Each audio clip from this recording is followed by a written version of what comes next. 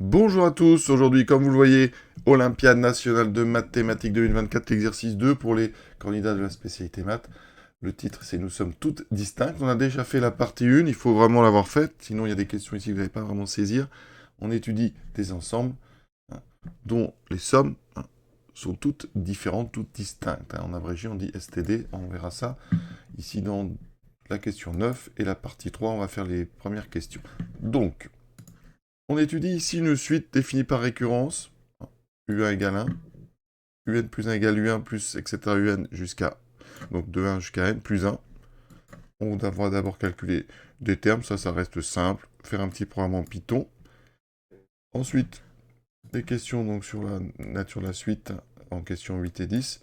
Et en question 9 qui relie donc cette partie 2 à la partie 1 avec l'ensemble U1 jusqu'à UN qui est un ensemble à somme toute distincte. Voilà. Et on fera donc deux inégalités. Donc on est parti. Pour calculer les termes, il faut être rigoureux. Il n'y a pas de difficulté majeure, mais il faut être rigoureux. Donc on a U1 qui est égal à 1, d'accord. Et on a une relation de récurrence qui est ici, qui est valable pour tout n supérieur ou égal à 1. Donc je vais l'utiliser tout d'abord pour n égale 1. Faire bien attention. Je remplace à gauche les U2, qui va donc être égal à U1, plus 3 petits points jusqu'à U1, donc on met que U1, plus 1. D'accord. Et donc, ça va donner 1 plus 1, 2. Alors, pour éviter les erreurs, avec ces 3 petits points, on vous donnait justement, on vous demandait de vérifier que U2 est bien égal à 2. Comme ça, si vous n'avez pas 2, vous revoyez un petit peu votre compréhension de la récurrence.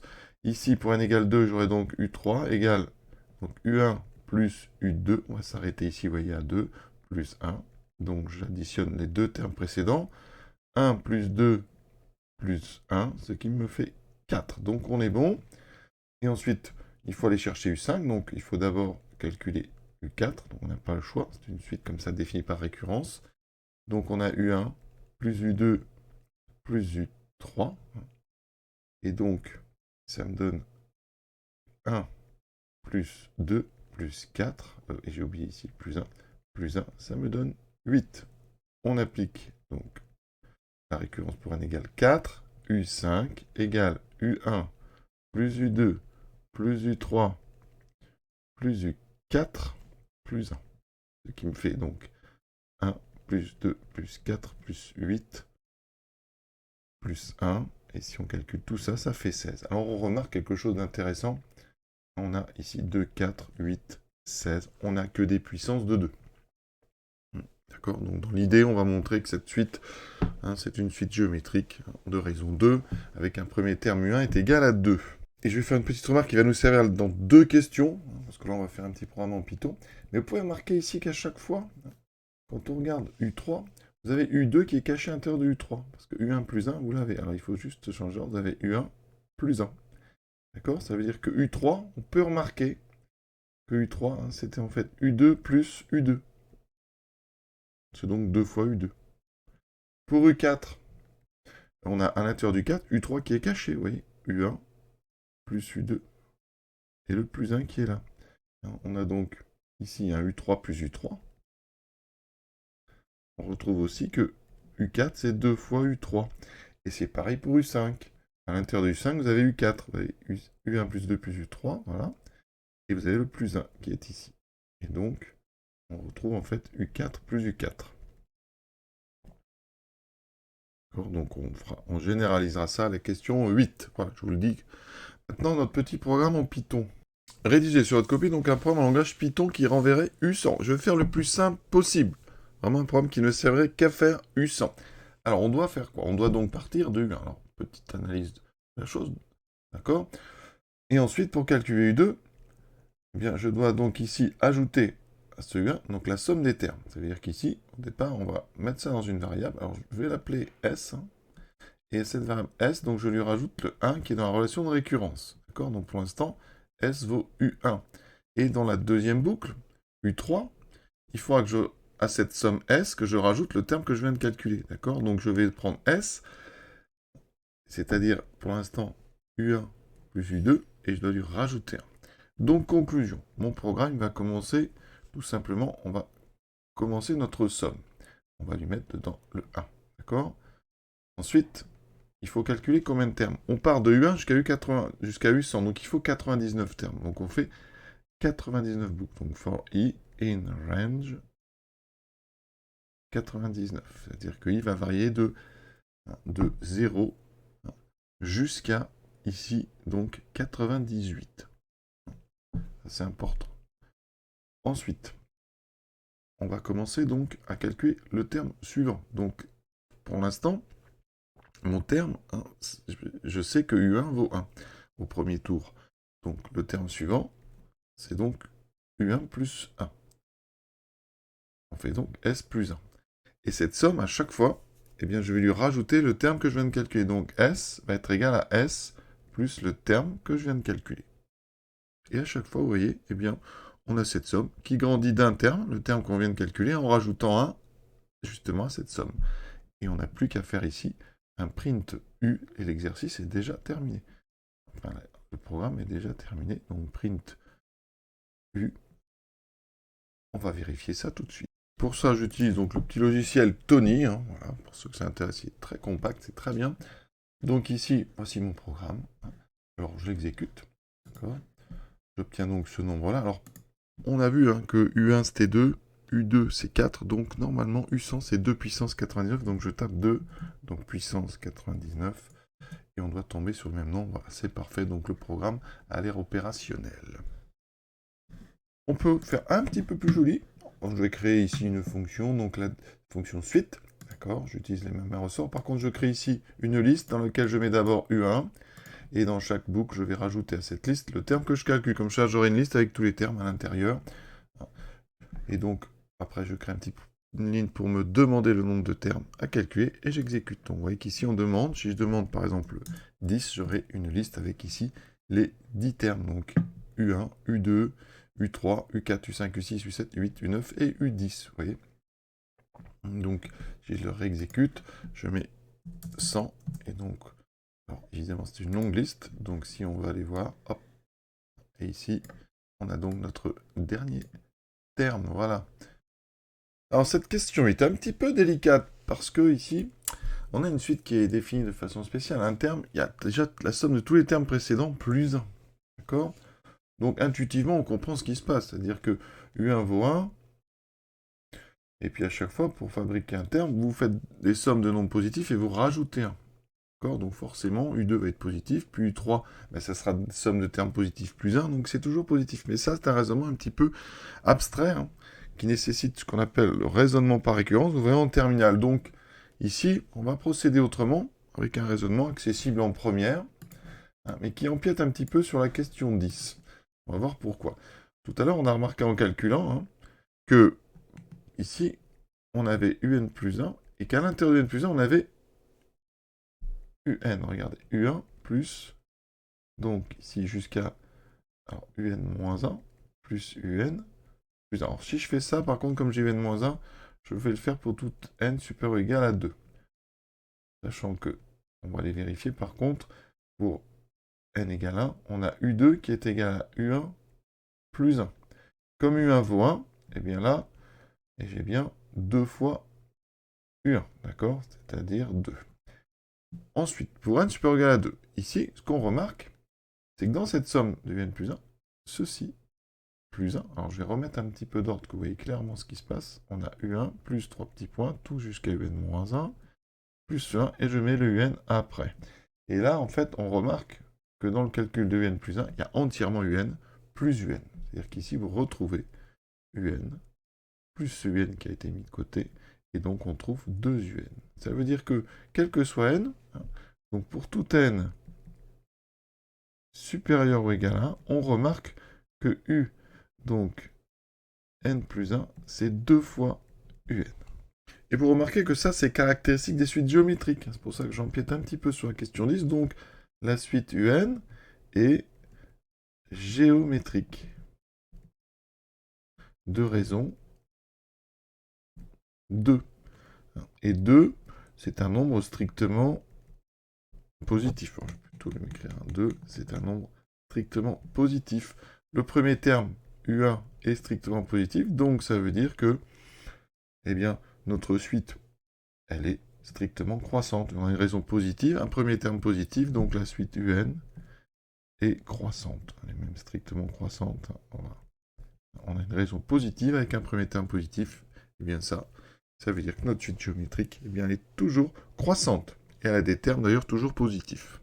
Pour un raisonnement intuitif, qui ne serait pas vraiment rigoureux, on peut dire quoi? Que pour tout n supérieur ou égal à 2, on a un plus 1 moins un. Si vous regardez, un plus 1 moins un, alors un il est caché à l'intérieur. D'accord? Eh bien, ça fait un. C'est ce qu'on vient de dire. Donc, ça veut dire que un plus 1 moins un est du signe de un. D'accord? Pour tout n supérieur ou égal à 2. Pour le premier terme, u2 moins u1, on a vu que ça valait donc 2 moins 1, c'est 1. C'est bien positif. D'accord? Maintenant, ce qu'il faut intuitivement comprendre, c'est que finalement, eh bien, un plus 1, c'est une somme à chaque fois des termes précédents. Le premier étant positif et on rajoute 1, eh bien, on a une somme. On peut admettre intuitivement en première que pour tout n, quel que soit n, c'est le symbole quel que soit n supérieur ou égal à 1, un est positif. Mais ce n'est pas un raisonnement qui est vraiment rigoureux parce que vous n'avez pas justement ce qu'il faut pour faire ce raisonnement, ce qui s'appelle le raisonnement par récurrence qu'on voit en début de terminale. Mais si on admet que un est supérieur ou égal à 0 pour tous les termes, eh bien un plus 1 moins n étant du même signe que un est donc supérieur ou égal à 0. Et donc un plus 1 est toujours supérieur ou égal à un, même pour donc u2 qui est supérieur ou égal à u1, et donc on a une suite qui est croissante, d'accord, à partir donc de n égale 1. Mais je pense que le raisonnement avec un plus 1 égale 2n, il est plus rigoureux. Et si on veut même être plus précis, on peut travailler avec des stricts. Ça veut dire que là, on peut montrer assez facilement, avec un raisonnement de terminal, mais ici, en première, je vous dis, c'est un petit peu limité, que n est strictement positif. U1 est strictement positif, à chaque fois vous rajoutez des termes positifs, donc un plus 1 est toujours strictement plus grand que un. Donc on a une suite un qui est strictement croissante. On l'a vu de toute façon, entre parenthèses, on sait maintenant que c'est une suite donc géométrique de raison 2 strictement positive avec un premier terme strictement positif. Donc elle est strictement croissante. Ça veut dire qu'ici, dans notre suite, tous les termes vont être différents. On a en fait, ça va être intéressant pour notre suite STD, U1 est strictement plus petit que U2, etc. etc., etc. Et les termes sont rangés strictement dans l'ordre croissant. Alors maintenant, montrons que l'ensemble des termes, U de U1 jusqu'à UN, est STD. Alors tout d'abord, on a bien U1 jusqu'à UN qui sont n réels. D'accord? C'est ce qu'on voulait dans le texte n réel. Alors ensuite, on sait que donc UN est strictement croissante. Le strict est important. D'accord? Donc, on a U1, on l'a déjà dit, tous les termes sont rangés dans l'ordre strictement croissant. Et donc, U1 jusqu'à UN, c'est n réels qui sont forcément tous distincts. La question se pose donc de la nature donc STD de cet ensemble. Alors on va prendre E1 et E2, deux parties non vides distinctes de cet ensemble. D'accord? Les sommes respectives, S de E1 et S de E2, on va les appeler S1 et S2, ça sera plus simple. Et on va montrer que comme E1 et E2 sont distinctes, non vides de notre ensemble, eh bien les deux sommes S1 et S2 sont différentes. On va raisonner par l'absurde. Donc supposons que S1 soit égal à S2. Alors ici, dans les ensembles E1 et E2, il y a peut-être des éléments communs. C'est-à-dire que dans les sommes, vous pouvez peut-être avoir, par exemple, U7 des deux côtés. D'accord? Donc on va, tout d'abord, se débarrasser des termes de notre ensemble qui sont des deux côtés, c'est-à-dire qui sont dans E1 et E2. Donc je l'écris, on transforme l'égalité en enlevant des deux membres, c'est-à-dire en enlevant de chaque côté les termes communs. Il va vous rester une nouvelle égalité, S1' égale S2', qui est, on va dire, de deux natures. Soit il y a un terme qui est nul, parce qu'il y a peut-être un des deux ensembles 1 qui est complètement inclus dans l'autre. Donc, soit on obtient donc 0 égale S2', donc la première somme qui ne contient plus rien, soit on obtient donc S1' égale 0, d'accord? De toute façon, il reste forcément quelqu'un d'un côté au moins, parce que sinon ça veut dire que les deux ensembles auraient exactement les mêmes éléments, ou alors soit on obtient une égalité S1' égale S2', avec ici des termes tous différents, hein, des termes de notre ensemble tous différents. C'est-à-dire de chaque côté, vous avez des termes, hein, mais aucun n'est le même. Donc tous différents. Et ici, dans S2', il y a S2' contient au moins un terme, hein, et S1' aussi. D'accord? S2' contient au moins un terme, et ici, même chose, S1' contient au moins un terme. D'accord? De toute façon, ces deux choses-là, hein, c'est symétrique, ce sera exactement le même problème. Un exemple pour que vous compreniez, U2 plus U5 plus U11, si par exemple j'avais égal U5 plus U11, quand j'enlève les termes communs, vous voyez, il me reste U2 égale 0. Ça, c'est le deuxième cas, S1' égale 0. J'ai ici un terme qui est nul. Alors ça, c'est impossible, d'accord? Ça, on est dans un cas tout à fait impossible. Donc. Et si vous avez ça dans l'autre sens, ben vous aurez 0, par exemple, égale U2. Donc vous aurez aussi une impossibilité. Aucun des termes de la suite n'est nul. Ils sont tous, d'accord, plus grands que le premier qui vaut 1. Donc, dans le cas où, eh bien, on a d'un côté un 0 qui est apparu, eh bien, c'est impossible. Donc, on a une absurdité. Donc, clairement, c'est impossible, hein, ces deux premiers cas, car on aurait une somme finie de termes supérieurs ou égale à 1 qui serait nulle. Donc, ça veut dire que ce cas de figure n'est pas possible. Donc, on a forcément, si notre hypothèse est vraie, deux sommes des deux côtés non nulles. D'accord? Avec des termes tous différents. Donc, comme on a des termes tous différents, eh bien, parmi tous ces termes, il en existe un qui est le plus grand de tous. Il existe un UN plus grand que tous les autres, présents dans notre égalité. D'accord? Alors, supposons, il est du côté gauche. Supposons que ce terme soit dans donc, la somme de gauche, dans ce cas-là. Comme c'est une somme de termes, la somme de gauche, elle va être donc plus grande. Donc, ici, la somme de gauche, S1', elle est plus grande que UN. La somme de droite, elle ne contient que des termes qui ont des rangs plus petits. Donc tous les termes qui sont à droite, tous les termes de droite, de droite comme ça, ont forcément un indice plus petit strictement que n, donc sont dans la liste, hein, sont donc de rang inférieur strictement à n. Ça veut dire que ils sont dans la somme U1, etc. Quand vous faites la somme de U1 jusqu'à UN-1, cette somme contient tous ces termes.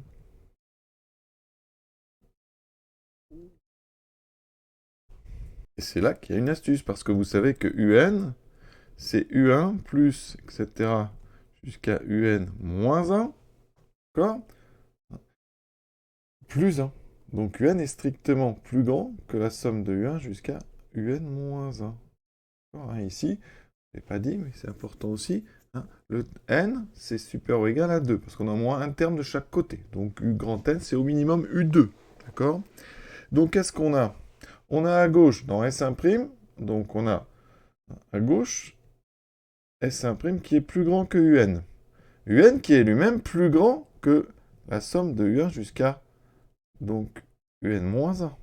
Et cette somme, elle est forcément plus grande